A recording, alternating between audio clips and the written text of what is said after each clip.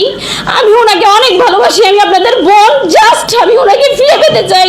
আমি আপনাদের বোন, আপনারা সবাই আমাকে একটু হেল্প করবেন। আমি আপনাদের বোন, আমি আর এর বেশি কিছু আপনাদেরকে আমি বলতে পারতেছি না।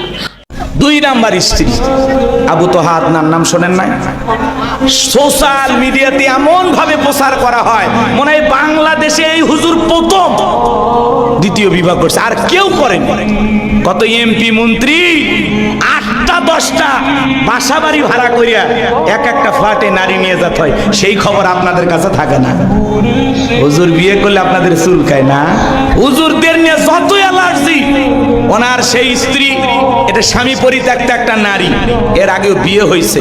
উনি ফেসবুকে আইসা বাপরে বাপ 2 ঘন্টার এক লাইভে যে কান্না করে অভিনয় করে বলছে মনে হয় বাংলাদেশের নিষ্পামনি। এটা এই নারীর কোনো দোষই নাই।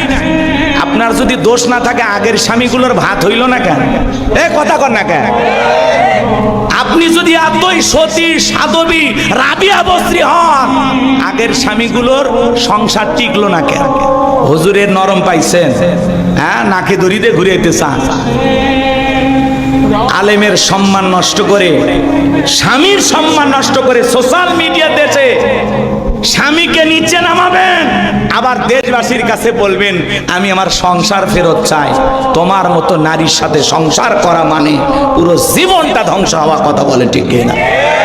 কালো কাপড়ে দাগ লাগলে কারো চোখে পড়ে না, সাদা কাপড়ে দাগ লাগলে সবার চোখে পড়ে। এদেশের এমপি মন্ত্রী চেয়ারম্যান মেম্বার কত কিছু করতেছে, সেগুলো নিয়ে আপনারা নিউজ প্রচার করেন না। দেশের দুর্নীতির বিরুদ্ধে কথা বলেন না। এদেশে নানান ধরনের চক্রান্ত ষড়যন্ত্র চলতেছে, সেগুলো নিয়ে কথা বলেন না। আপনি হুজুরের বউ নিয়ে পড়ে আছেন, প্রত্যেকটা চ্যালেঞ্জ খোঁজেন, আর হুজুরের বউ কি কইলে এটা নিয়ে পড়ে আছেন। কথা কন? হুজুর তাও হালাল পদ্ধতি অনুসরণ করে বিয়ে করছে, আর কত লোক বিয়ে ছাড়া সেঞ্চুরি করতেছে, কই তাদের বিচার কই করেন? কথা কন? তাদের বিচার করেন না। আল্লাহ ওদের হেদায়েত দান করুন। জোরে বলুন আমিন।